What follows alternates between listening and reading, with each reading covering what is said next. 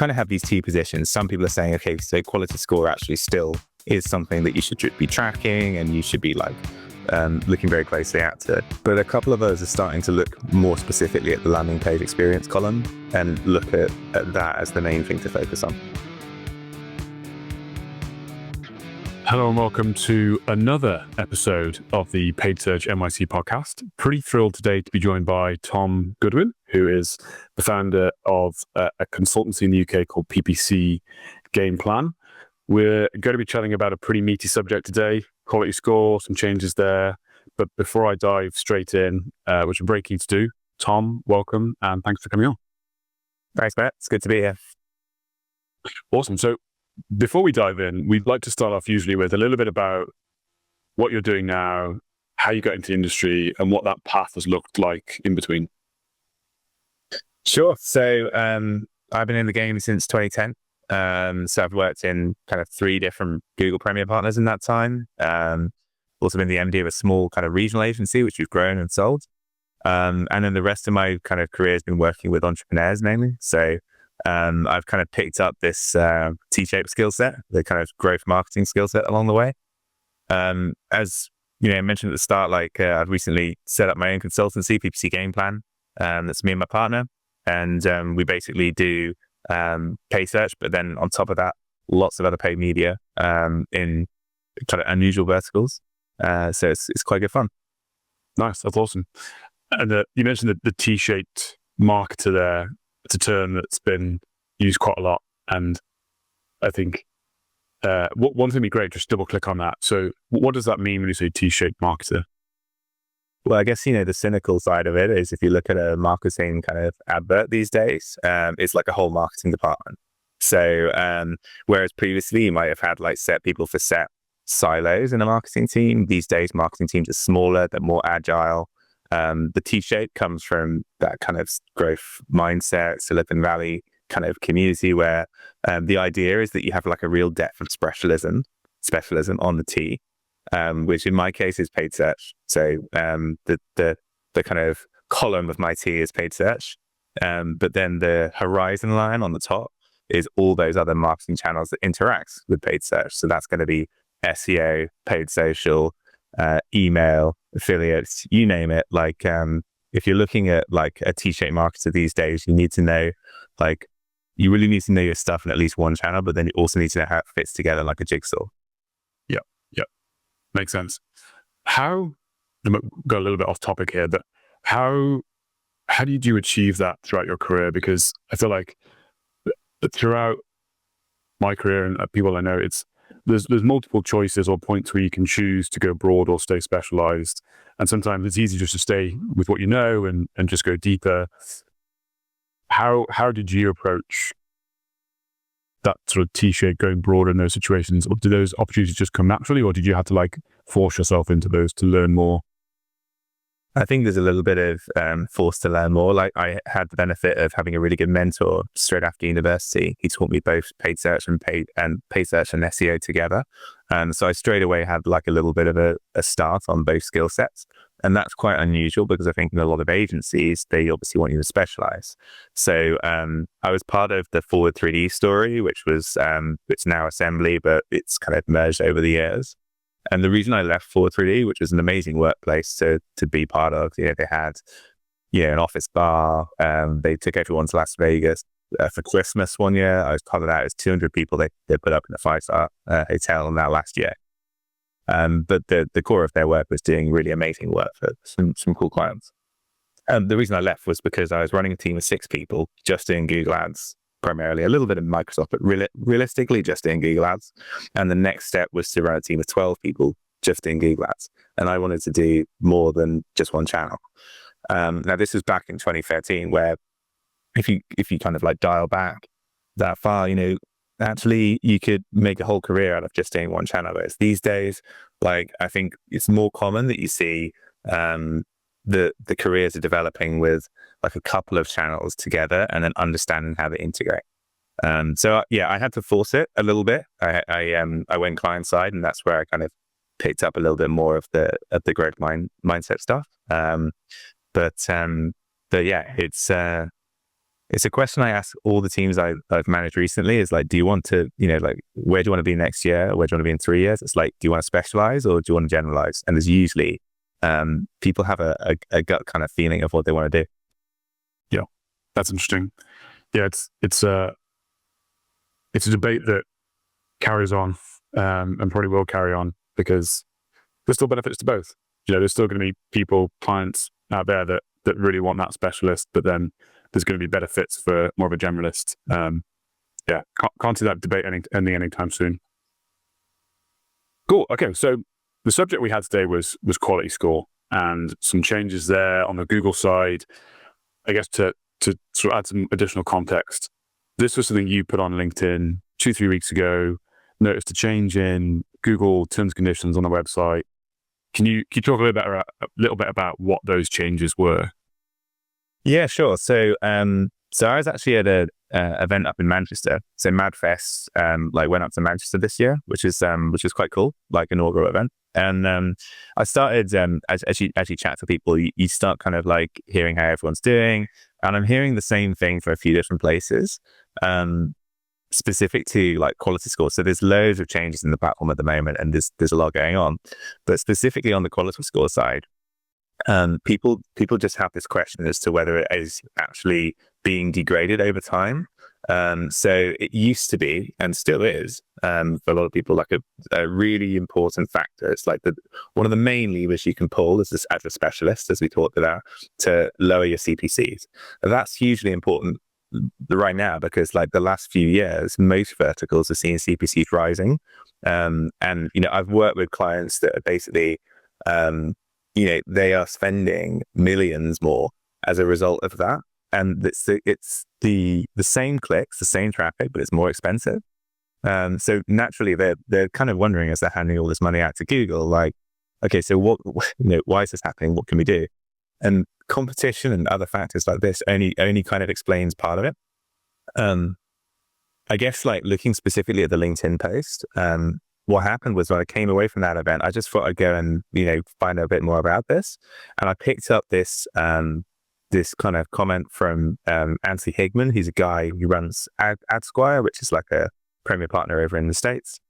And he does specializes in legal firms. So it's quite an interesting one, because you see like a different dynamic depending on vertical. So he was basically saying that Google's actually just updated their like official guidance on quality score. When you compare the two, you can see there's a much kind of stronger reference to landing page experience. So this is something that is, the actual formula of quality score has always been 3 things. It's been the expected click-through rate, the ad relevance, and your landing page experience. And landing page experience is always the weakest factor. So the general kind of guidance is that landing page was at one point the weakest factor, and the strongest factor was always your click-through rate, expected click-through rate. So whereas like 10 years ago, I would have a lot of success lowering CPCs by just focusing on the click-through rate and tracking that over time. Actually, like the click-through rate element seems to have been like watered down a little bit, and it's shifting towards landing page experience. In the middle, you've got ad relevance, which to a certain extent has been replaced by ad strength, which is directly in the interface and is guiding people to write more and more automated ads with RSAs. And, just generally like looking at the kind of integration of DSA and PMAX and more automated formats into Google. These formats don't run with quality score as a major lever to pull.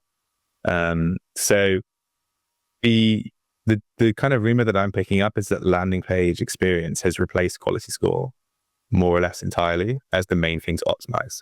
And this is also what I'm seeing like in my client accounts when I'm looking at traditional search ads. And it's also what I'm seeing like other people in certain verticals are seeing.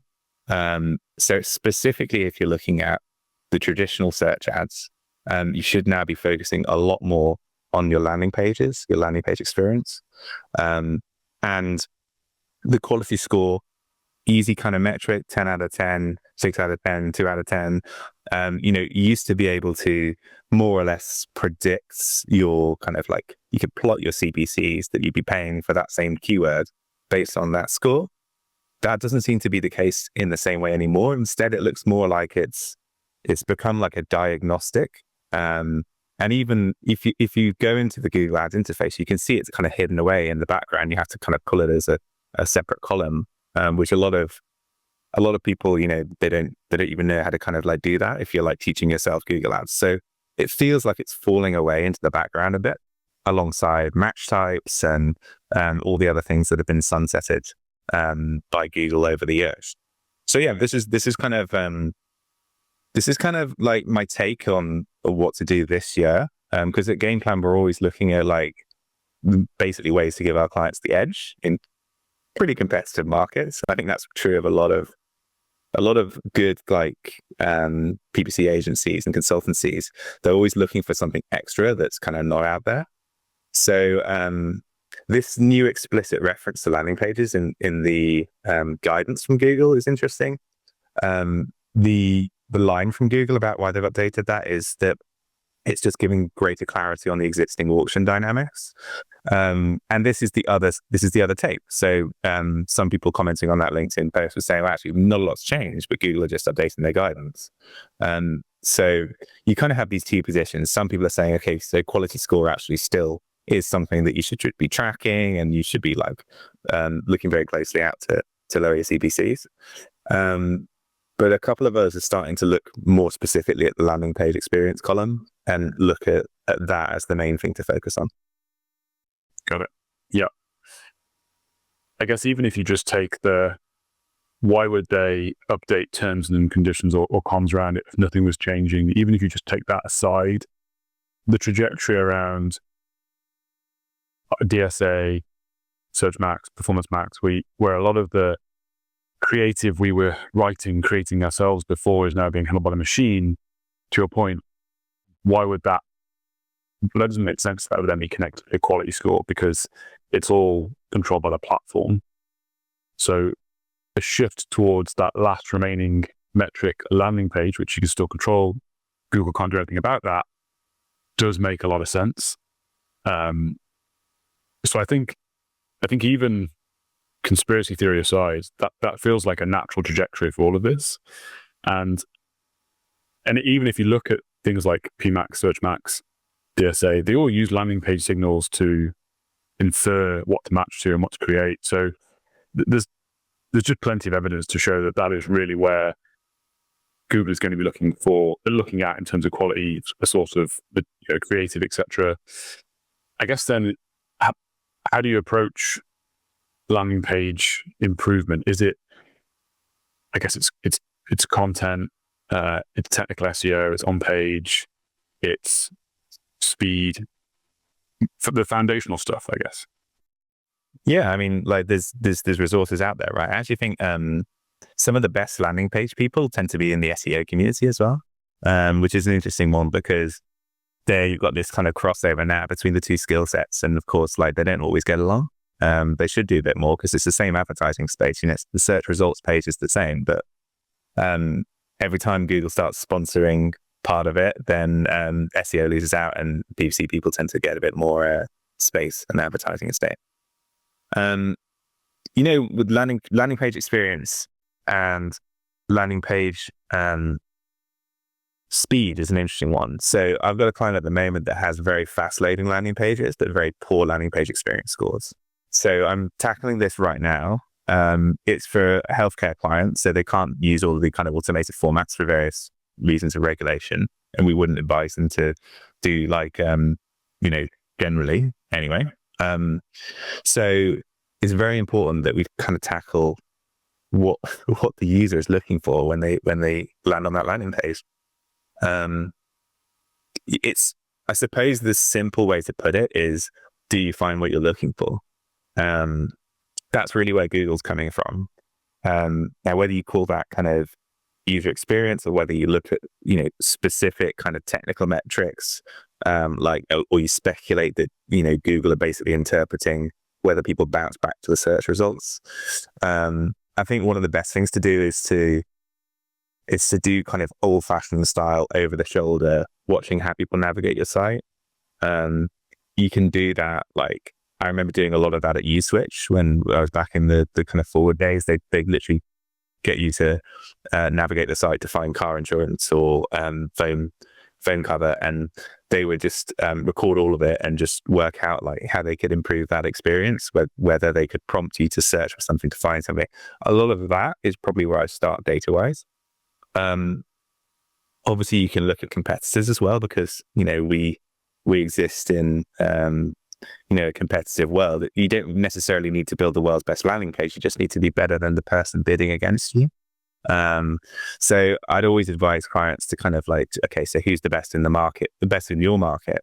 And then you'd be looking at like markets that are hyper competitive. So one of my favorites is no win, no fee lawyers. I know that their landing pages are good for lead generation because they pay so much for those clicks. So I would kind of be like taking some of the kind of like textbook from there. It's difficult though, because like I say, like you used to have like a score out of 10 quality score and you could track it weighted over time. There's some technical complexities to that, but there's some really nice, like one of the people commenting on that post has like one of the best ad scripts that I've seen. Like I've got his name down, it's Martin Rottinger. Really amazing quality score script that just runs across your whole MCC.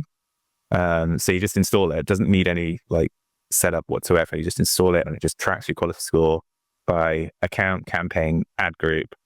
You can set it to do impression weighted, click weighted, cost weighted. That is a really phenomenal script.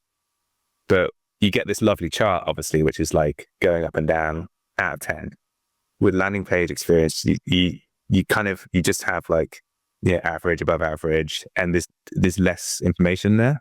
Like there's less kind of there's less of an easy relationship where you can point to it and say, look, I've done that to improve it for your client.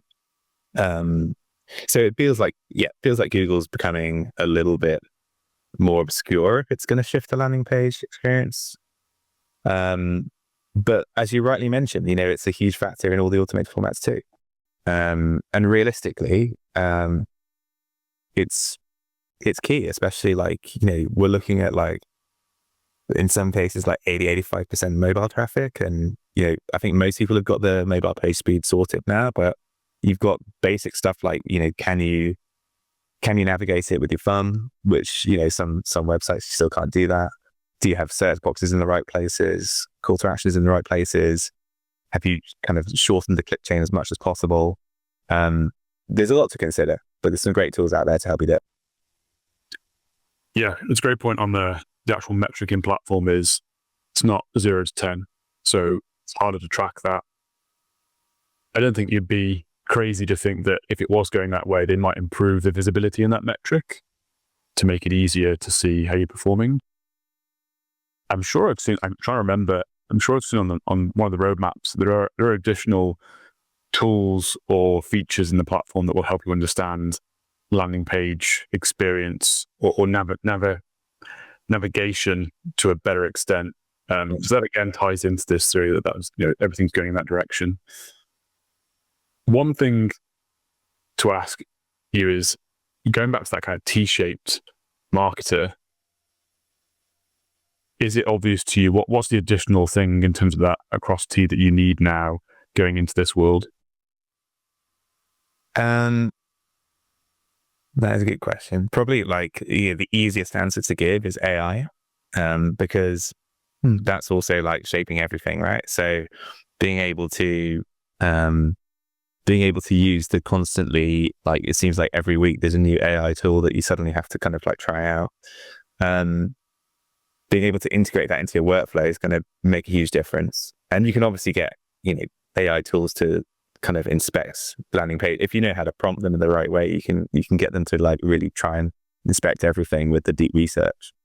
So we do that to kind of like shortcut a lot of our, like a game plan. What do we do? Like with AI is we kind of use it as the fastest way to draft something, and then we work through it and kind of apply our kind of human intelligence on top. And I think that's a good model that I've seen a lot of people use. So yeah, teaching yourself actually, like learning like a machine for the machine learning age is quite like good bit of advice. Like, I think there's a natural human tendency to focus on, this is the knowledge I've built up, and I want to keep hold of it. And this other new knowledge, like maybe you've done Google ads or maybe you've done like say Meta ads even, and then you don't want to touch TikTok. I've seen that.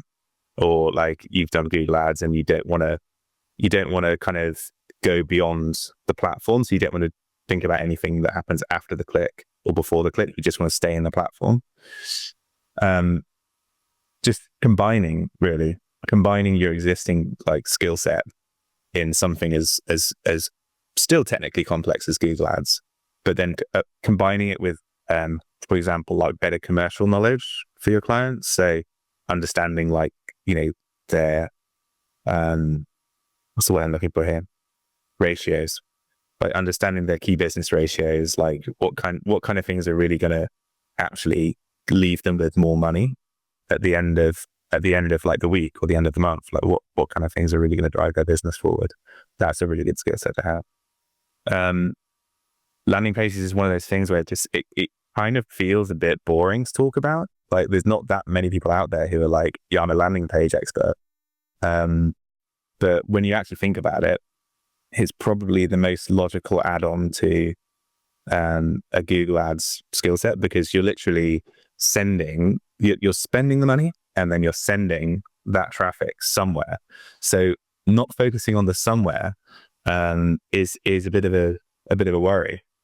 But then of course you've got to look at your client, and you've got to kind of navigate that diplomatic situation of maybe they need a website rebuild, or maybe they need to, have some more investment in certain places that they don't want to invest in. And then that can be tricky in itself as well. Yep. And that's good advice in a world where everything's being disrupted so quickly. If people are looking for an add-on skill that feels like it has a little bit more, in terms of protection, I think, landing page optimization or anything in that world feels like a pretty safe bet. You mentioned AI there, and obviously one of the other things that's been heavily disrupted is how we search. How does ChatGPT, Perplexity, the LLMs all play into this as well? Well, we don't really know at the moment. Like, there's a lot of commentary around it. Like, we don't know how this game's going to evolve. I have like my own hunch that the relationship with Microsoft and ChatGPT is going to be key at some point.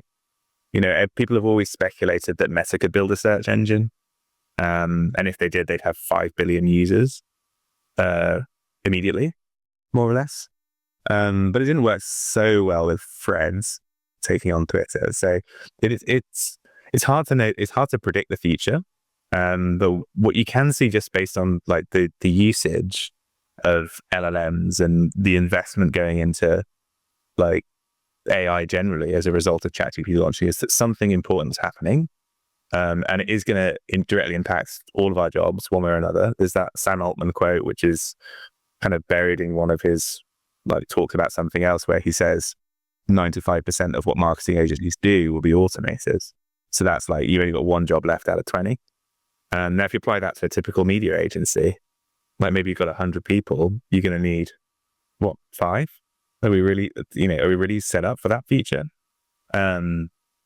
The search landscape generally has become interesting because search behavior isn't monopolized by Google anymore. Back in the day, you'd be searching on a desktop device, and people would Google it because that was literally the level of monopoly that they had.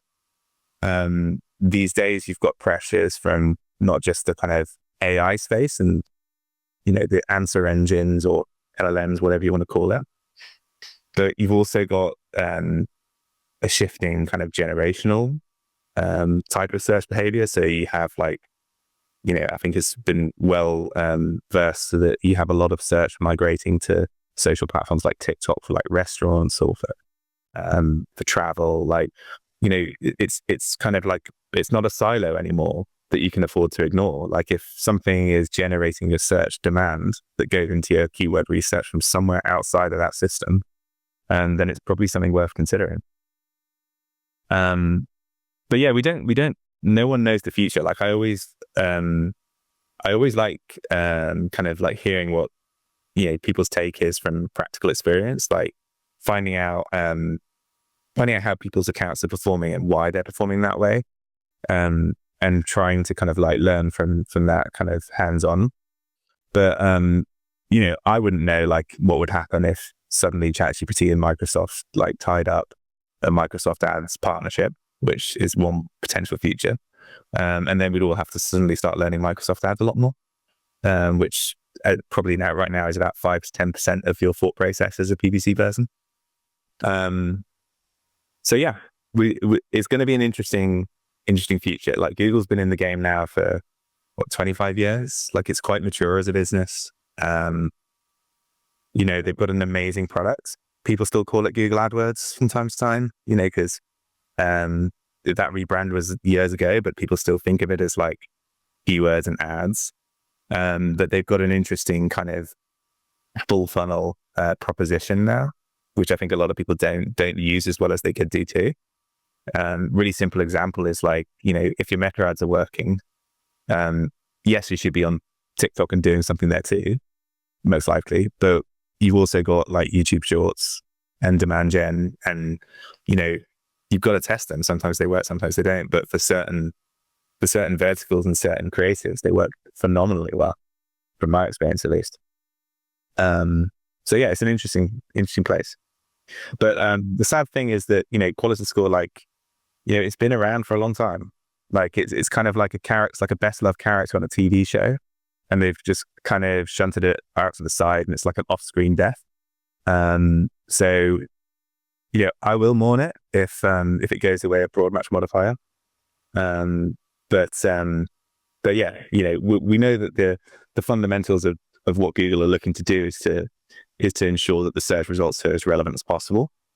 And then also from a more cynical side, they're obviously looking to increase their kind of like their own revenue from the whole auction process. So if you think of those two things, keep that in mind and try to interpret the changes that we're seeing, then I think you'll be on top. Yeah, I'd agree. We don't know in terms of the wider industry, but there's certainly a few things within the Google world that suggest that is a fairly logical trajectory. So I don't think there's any harm in positioning yourself for that world. And I think anybody who's worked in Google Ads, paid media for long enough is probably okay, or probably is familiar with the amount of change that comes with working in this industry. So not too shocking, but yeah, it's always about just trying to position yourself based on where you think the puck is going, to use an analogy. Mm-hmm.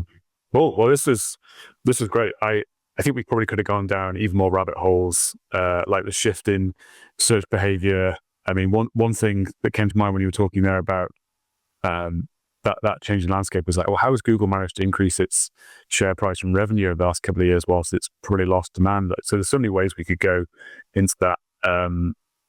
The rise of TikTok and how that platforms use certain demos. So we could probably turn this into like a 2-hour long podcast, but I appreciate you coming on and giving us your time. This is really good. So thank you. Of course. Yeah, it's really good to join, and I'll look forward to watching it back and seeing it grow and grow. So yeah, thanks, man. Thanks, Tom.